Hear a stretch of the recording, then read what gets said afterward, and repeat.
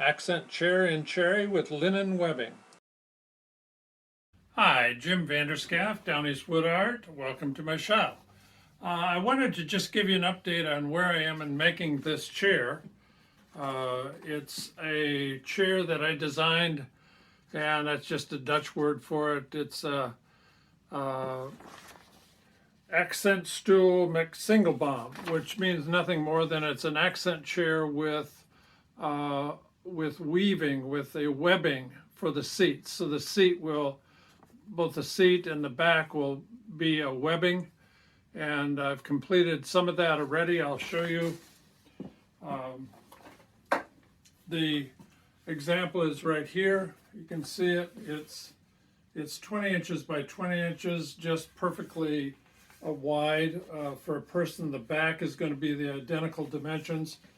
The weaving, the webbing, is a linen webbing. If this is 20 inches and these are 3 on each side, that leaves 14 here. That leaves 7 strips of the webbing, and you just weave it back and forth like this. It doesn't go all the way around. It's stapled in the back. You can probably see those staples all over the place. They're just regular upholstery staples. You pull the material tight and tack it in place. I'll show you that in just a minute. But I want to show you the framework for the chair as well. I've got one of the bases for these are the side pieces, the stretcher and the legs, and they're both identical. Both sides are identical, of course. They're just other pieces which I've cut. And then a arm as well that has a nice curvature to it, which I've done with a template and just cut on my bandsaw a whole series of very thin pieces and then forced them into a form and glued them together and then sanded it all down.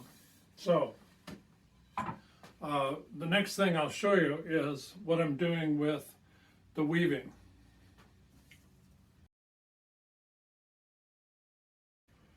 What I've done is, what I didn't show you before is I've made half lap joints here.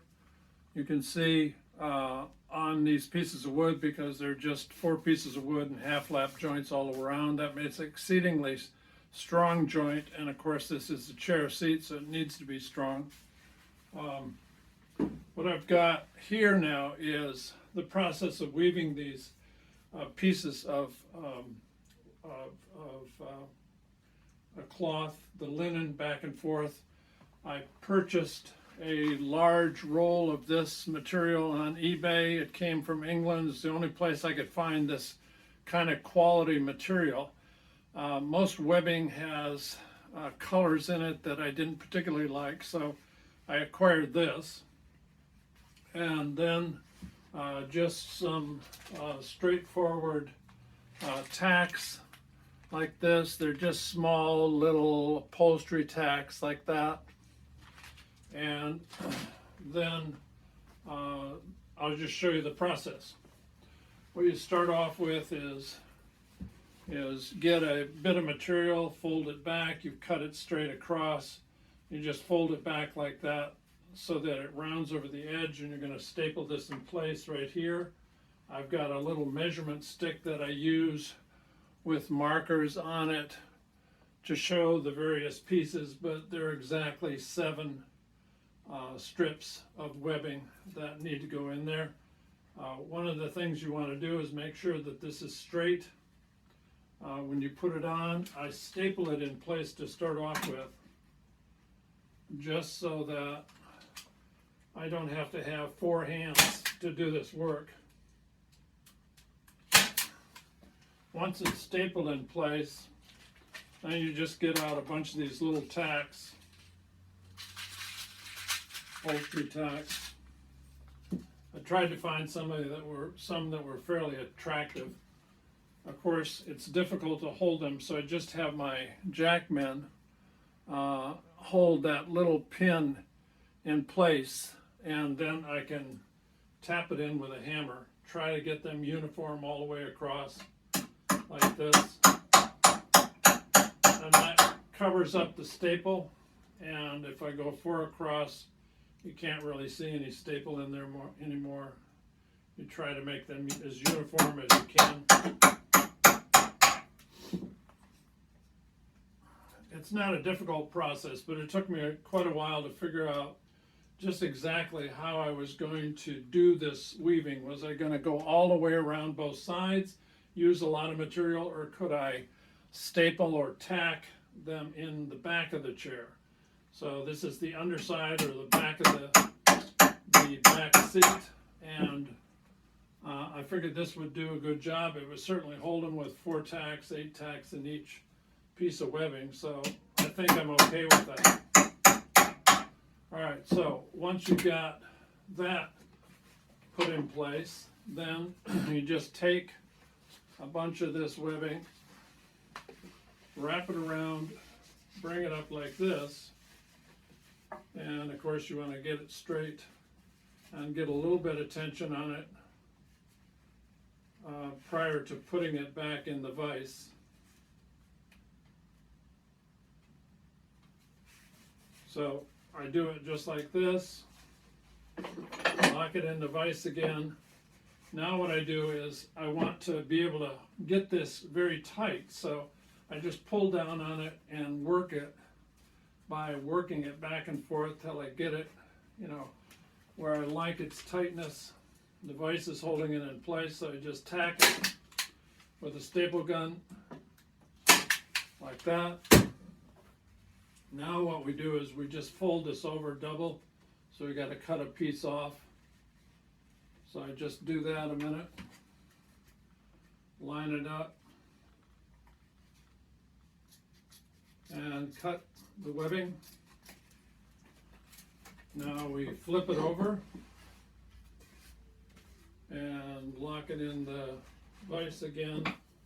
Now that webbing has stayed in place, so we just double this over again, staple it in place, take the tacks, put 4 tacks in. So it's a fairly straightforward process, but like I say, it took me quite a while to figure out just how to design this chair, how to make room for the 2-inch width of webbing, how to design the chair so it was the right height, the right backing, everything like that. So the proof will be in the test when I get it all together, and we'll see how it goes. But I just wanted to show you this brief segment.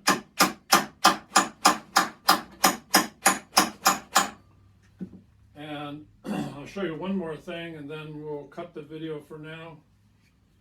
And that is how you do the weaving back and forth. Well, I made a couple of different things. One, I thought I would have to have something like this, which if you go on YouTube, you'll find that these are used by upholstery manufacturers, or you know, people that work on chairs. And you put the weaving in place, or the webbing in place, and then lock it with this little dowel pin. I'll show you that, like that. And then you can lever to pull it tight, but I found I could just do it with my hands just as well. So didn't use that, but it's an interesting little device to make. It's pretty simple. Just drill a hole in the end of this, make sure that the dowel always stays with the tool, put a little glue in there, and you're all set. The other thing, I just cut a very thin piece of wood to serve as the device that slips the, this is the warp, and the weft goes this way, and so you just use this to move the material through when you're on the other side, and just pull it through, so it makes that whole process a lot easier.